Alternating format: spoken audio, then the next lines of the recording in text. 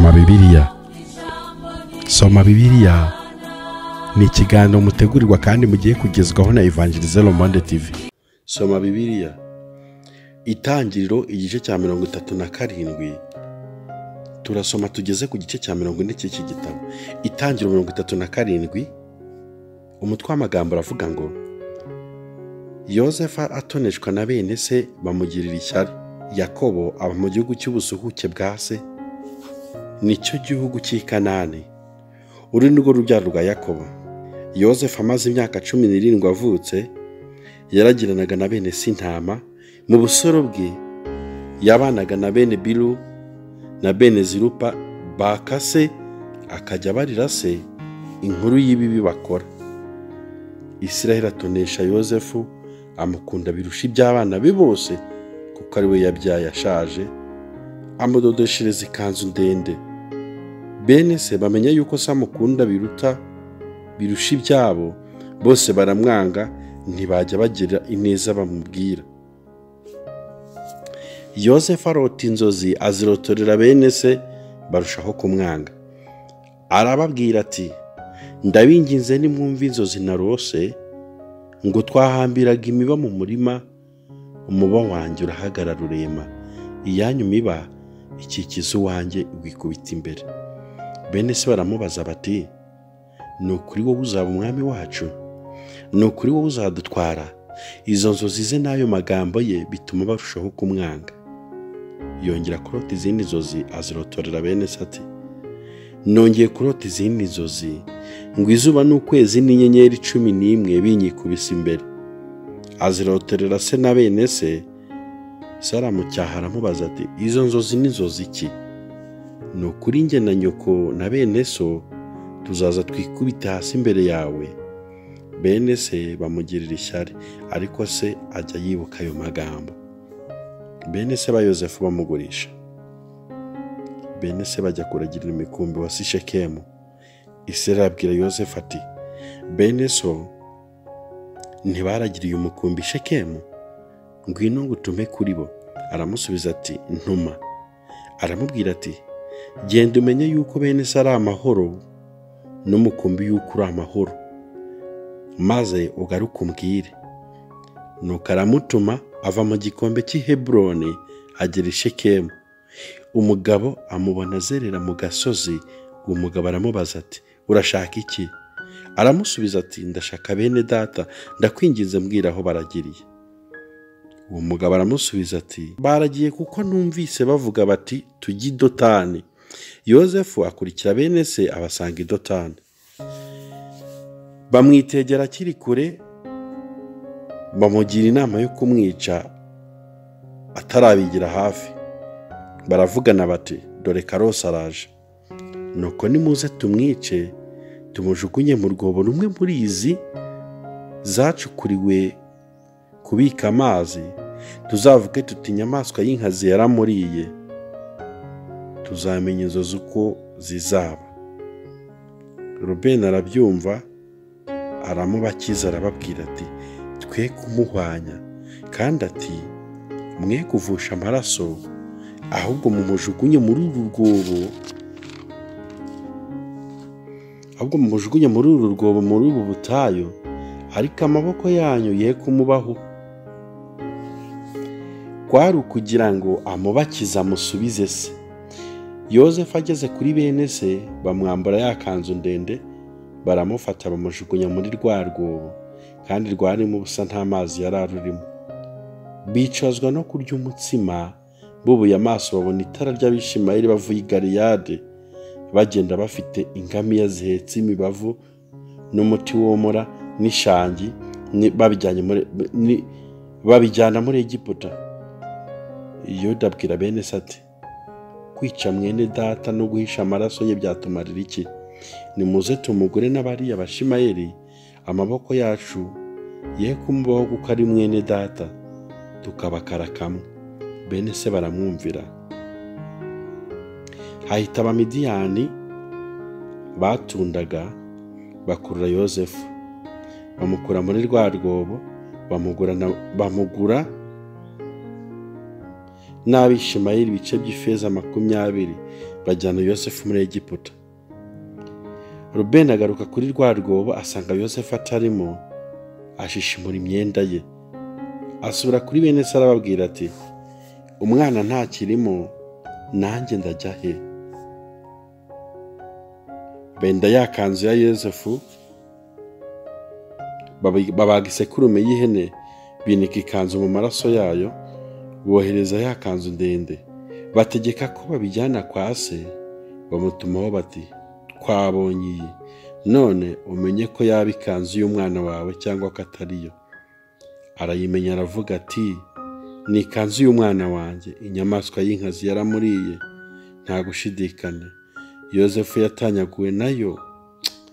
Yakobo ashishimura imyenda ye, akenyera ibigunira, amara iminsi myinshi ababaye, yiraburiye umwana we.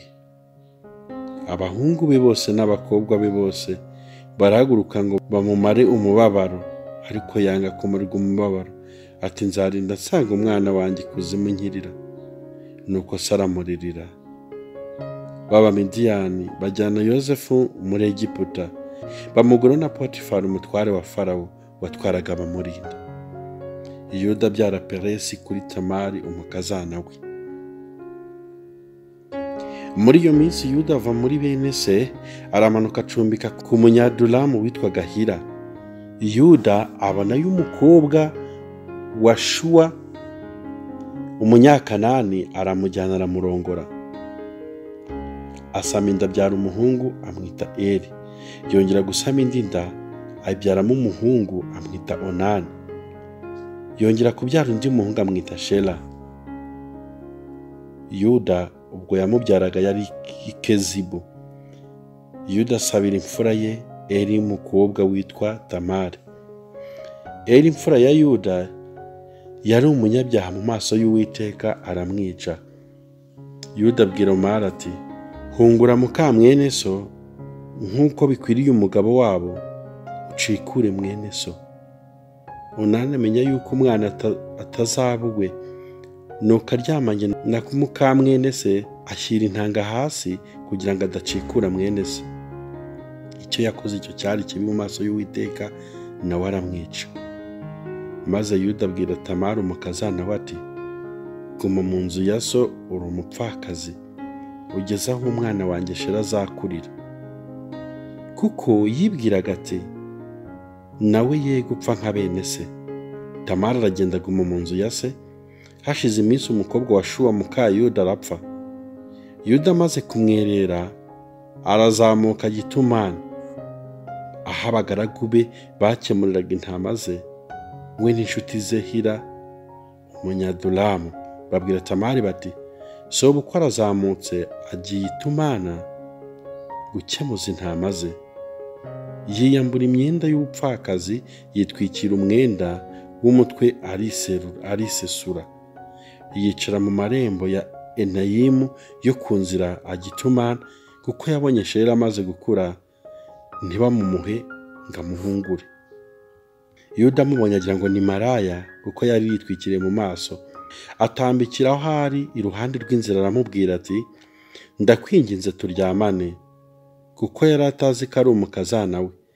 Aramubaza ati, nituryamana urampa gisasuro ki? Aramusubiza ati, ndakoherereza umwana w'ihene wo mu mukumbi. Aramubaza ati, urampa ingwate kugeza aho uzamwoherereza? Nawe aramubaza ati, ndaguha ngwate ki?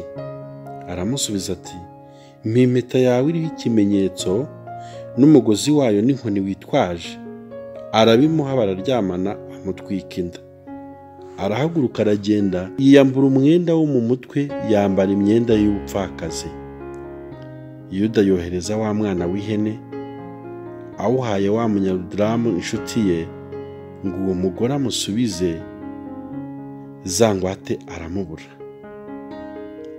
Abaza abagabo b'umudugudu yarimo ati, maraya wari he? Wari Enayimu iruhande rw'inzira. Baramusubiza bati, nta maraya waraha. Asubiraho Yuda ari, aramubwira ati, ntawe nabonye, kandi abaho bambwiye ngo nta maraya wari uhari. Yuda aramusubiza ati, nabyijyanire twe gukorwa n'isoni, dore nehereje uyu mwana w'ihene maze uramubura. Hashize amezi nk'atatu babwira Yuda bati, Tamaru umukazana wawe yarasambanye kandi afite inda y'ubusambanyi. Yuda arababwira ati, mumusohore bamutwike. Bakimusohora atuma kuri sebukwe ati, nyiri ibi bintu niwe wantwitse inda, kandi ati, ndakwinginze menya nyiri ibi, impeta iriho ikimenyetso n'imigozi yayo n'inkoni. Yuda yemera ko ari ibye, ati, andushije gukiranuka kuko ntamuhaye Shela umwana wanjye, ntiyongera kuryamana nawe ukundi. Nuko mu iramukwa rye impanga zari mu nda ye. Akiramukwa umwe hahinguka igikonjo cye, umubyaza aragifata ahambiraho urudodo rutukura ati, uyu ni we mfura. Ashubijeho igikonjo cye uwari inyuma aravuka. Umubyaza aravuga ati, dore uko usatuye uku, gusatura kwawe kukubeho. Nicyo cyatumye bamwita Peresi. Hanyuma mwene se aravuka, wari ufite urudodo ruhambiriye ku gikonjo bamwita Zera. Nyirabuja wa Yozefu amwoshya gusambana nawe aranga. Yozefu bamujyana muri Egiputa. Potifari umunyegiputa, umutware wa Farawo watwaraga abamurinda, amugura n'Abishimayeli bamuzanyeyo. Uwiteka aba kumwe na Yozefu, agira ukuboko kwiza, aba mu nzu ya sebuja umunyegiputa. Shebuja abona yuko Uwiteka ari kumwe nawe, kandi ko Uwiteka yamuhaye kugira ukuboko kwiza ku cyo akoze cyose. Yozefu amugiriraho umugisha, aba ari we akorera ubwe, amugira igisonga cy'urugo rwe rwose, amubitsa ibyo atunze byose. Uhereye igihe yamugira igisonga cy'urugo rwe n'icy'ibintu bye byose, Uwiteka aha umugisha urugo rw'uwo munyegiputa ku bwa Yozefu. Umugisha w'Uwiteka uba ku byo atunze byose, ibyo mu rugo n'ibyo mu mirima no mu gasozi. Abitsa Yozefu ibyo atunze byose, mu byo amubikije ntiyagira ikindi agenzura keretse kwita ku byo yajyaga arya. Yozefu yari mwiza wese, afite mu maso heza. Hanyuma y'ibyo nyirabuja abenguka Yozefu aramubwira ati, turyamane. Maze ariyangira abwira nyirabuja ati, dore databuja ntagenzura ibyo mubikiye mu byo mu rugo, ndetse ambikije ibyo atunze byose. Muri uru rugo ntawurundutamo, kandi ntacyo yasize ngo akinyime keretse wowe, kuko uri umugore we. None nabasha nte gukora icyaha gikomeye gityo ngacumura ku Mana? Akajya abibwira Yozefu ko bukeye ntamwumvire ngo aryamane nawe cyangwa abane nawe. Bukeye yinjira mu nzu gukora umurimo we, ari nta bandi bagabo bo mu nzu barimo. Uwo mugore afata umwenda we aramubwira ati, turyamane. Amusigira umwenda we arahunga arasohoka. Abonye yuko amusigiye umwenda we agahunga agasohoka, ahamagara abagabo bo mu nzu yarababwira ati, dore yatuzaniye umuheburayo wo kudusekana agasuzuguro. Yanyegereye ngo aryamane nanjye, ntabarisha ijwi rirenga. Maze yumvise nteye hejuru ntabaje, asiga umwenda w'iruhande rwanjye arahunga arasohoka. Nyirabuja arega Yozefu, bamushyira mu nzu y'imbohe. Agumisha uwo mwenda iruhande rwe ageza aho shebuja wa Yozefu yatahiye. Maze amubwira amagambo amwe nayo ati, wa mugurano wawe w'umuheburayo watuzaniye yanyiyegereje ngo ansuzugure. Nanjye nteye hejuru ntabaje, asiga umwenda w'iruhande rwanjye arahunga arasohoka.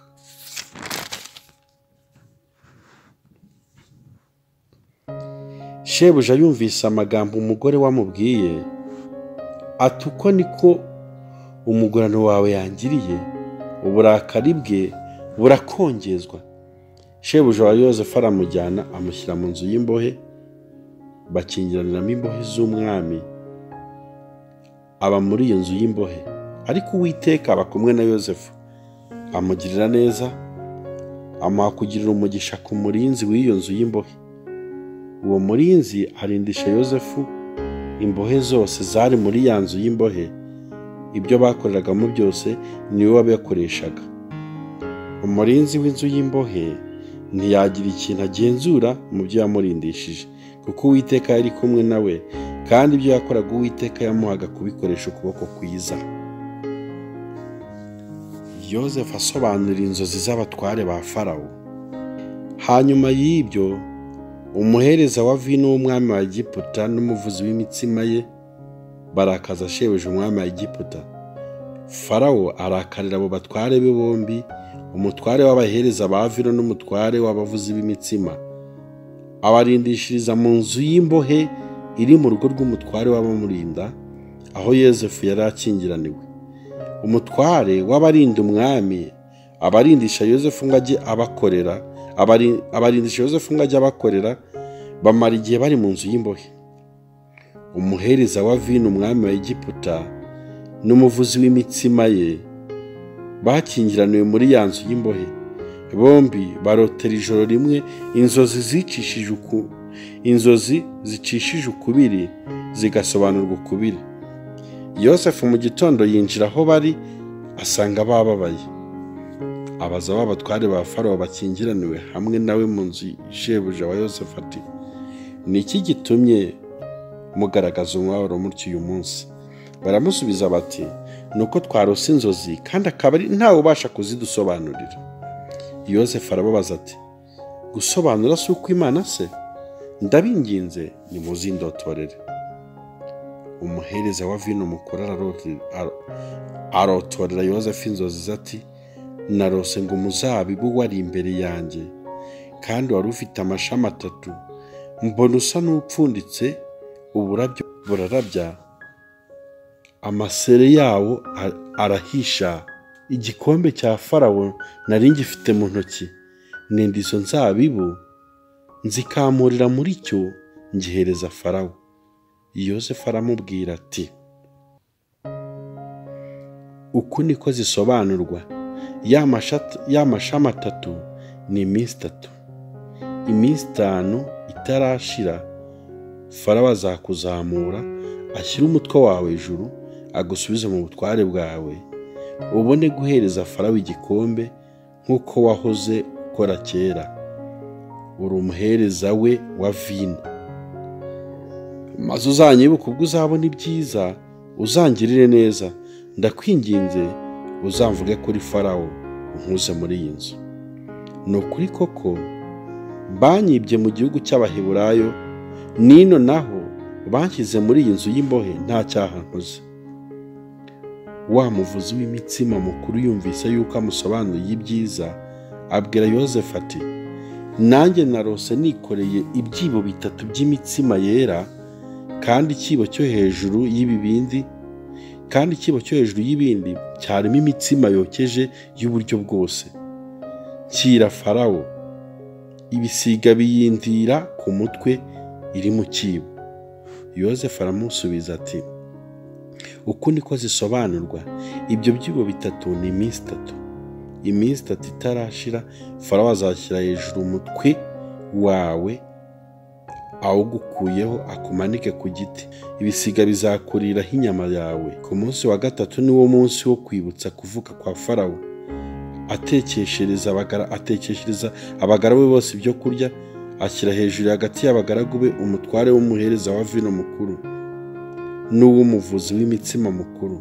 Asubiza umuhereza wa vino mukuru mu buhereza bwe, ahereza Farawo igikombe, maze amanika umuvuzi w'imitsima mukuru nk'uko Yozefu yabasobanuriye inzozi zabo.